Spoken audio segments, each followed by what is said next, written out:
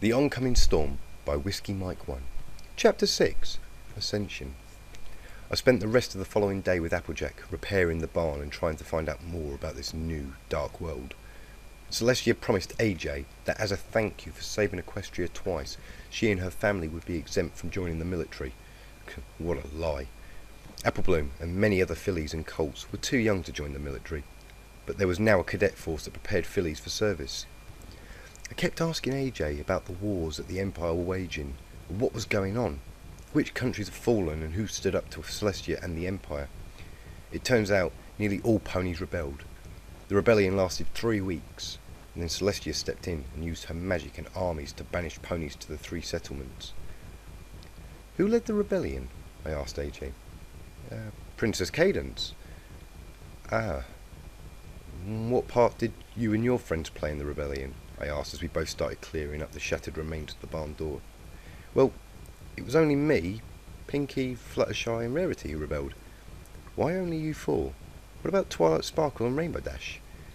I knew what AJ was going to say next. Oh, yeah. Well, Twi remains loyal to Celestia, she always has, being her personal student and all.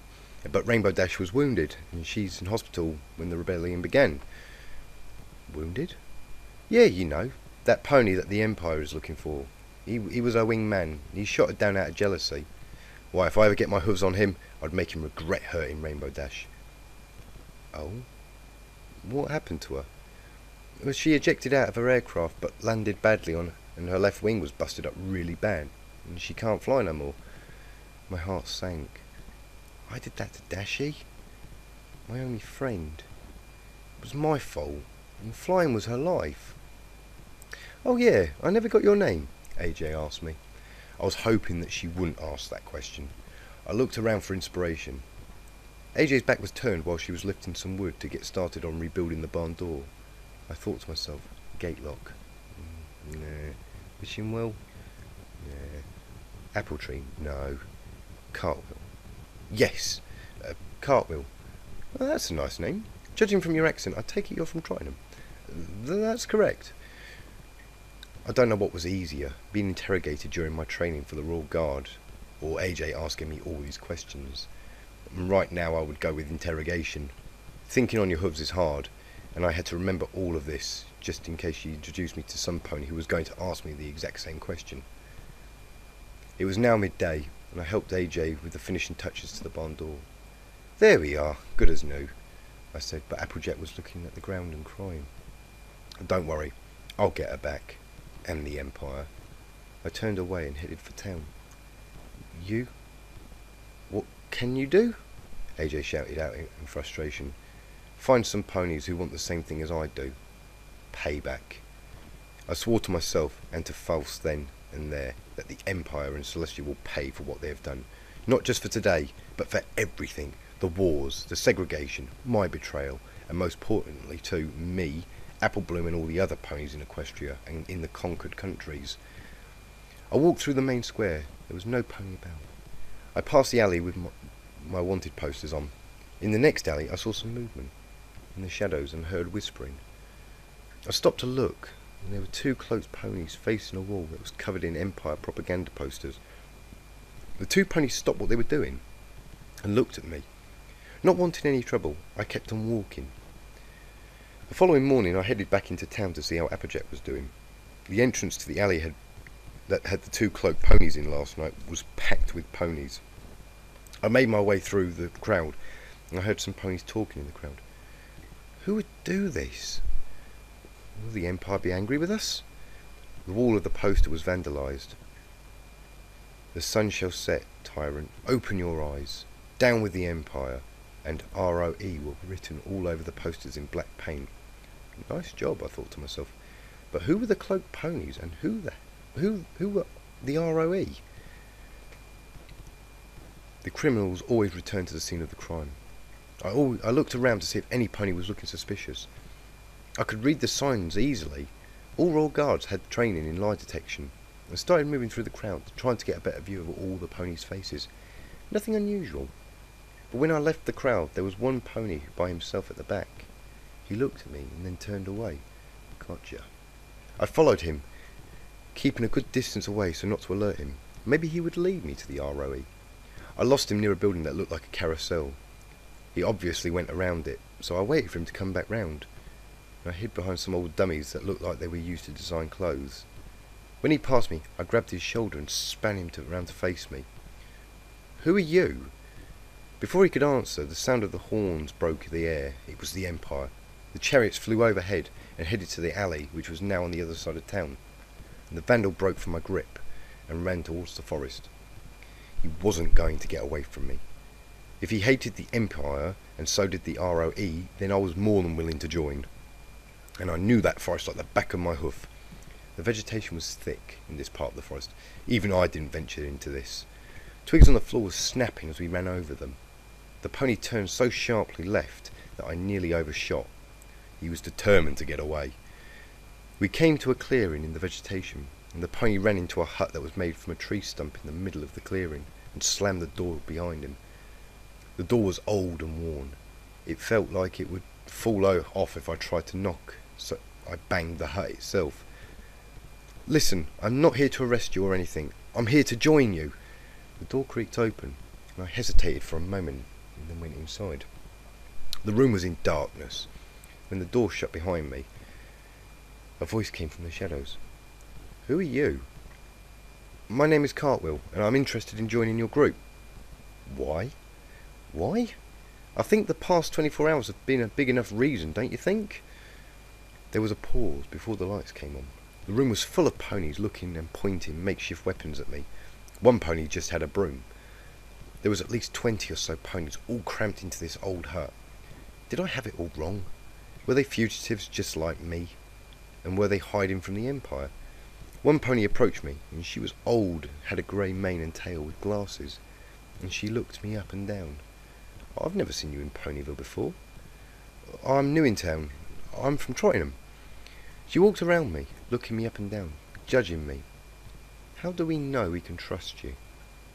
I had to think fast. All eyes were on me. I could hear whispers from the crowd. I had to tell a white lie. "My little brother was taken away from me yesterday. My father is a unicorn and my mother is a Pegasus. Before the train took my father away, he made me promise to look after my brother, and I failed. There was nothing left for me at home, so I decided to leave and find my brother, wherever he may be." "How old is he?" said the old pony. "7. The whispers now went away and were replaced with sobbing.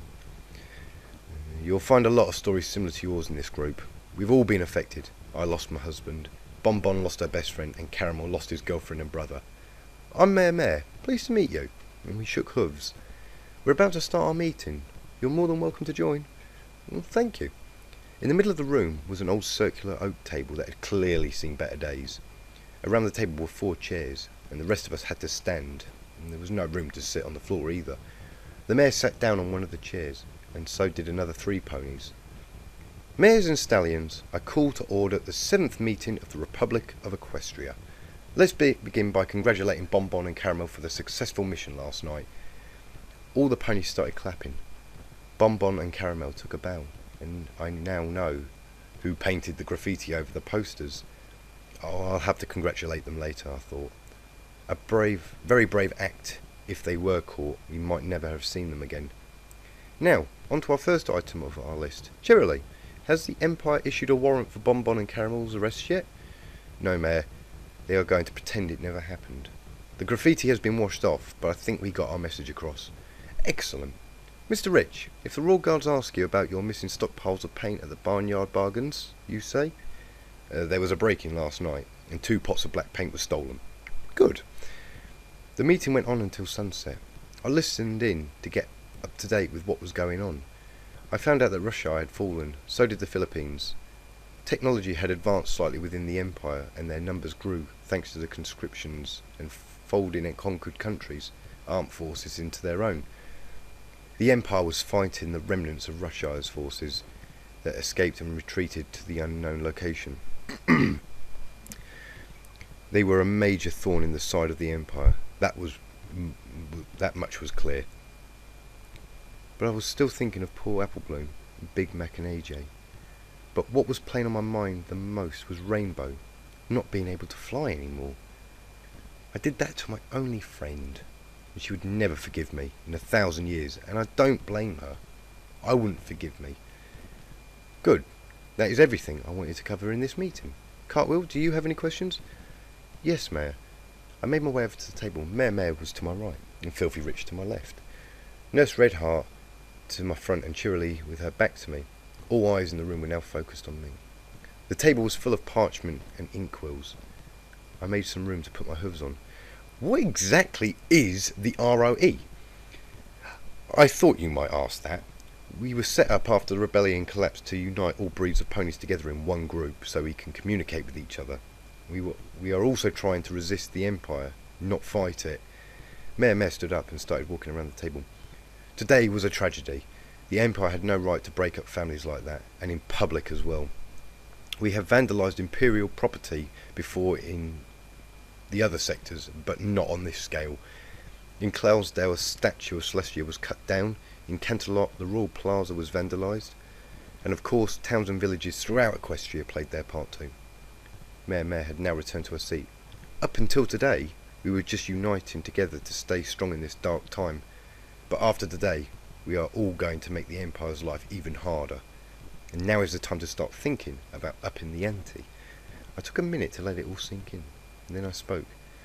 So, let me get this straight. The ROE is a movement to unite all ponies in Equestria. Now you're turning into a resistance movement, making the Empire's life hard. Uniting all ponies together under one faction and saying no to the Empire. Maybe what I have learned in the Solar Army might come in handy after all. You were in the army? How long? Said Filthy Rich. I only made it past basic training, and then I hurt myself in an exercise preparing for the invasion of Russia. I was discharged because of my injuries. I offered to stay on and work in the office, but the Empire wanted healthy ponies in their forces. What happened? Asked Nurse Redheart. I was a paratrooper, and my chute didn't deploy. My legs were busted up, but not broken. So to be on the safe side, the Empire decided to let me go. I could hear murmuring from the crowd. Maybe the lie of being a soldier in the Empire was a bad one. The Mayor spoke. You can join only on one condition. You teach us what you know about combat. We'll need to defend ourselves. Is that it? Sure. Where do I sign?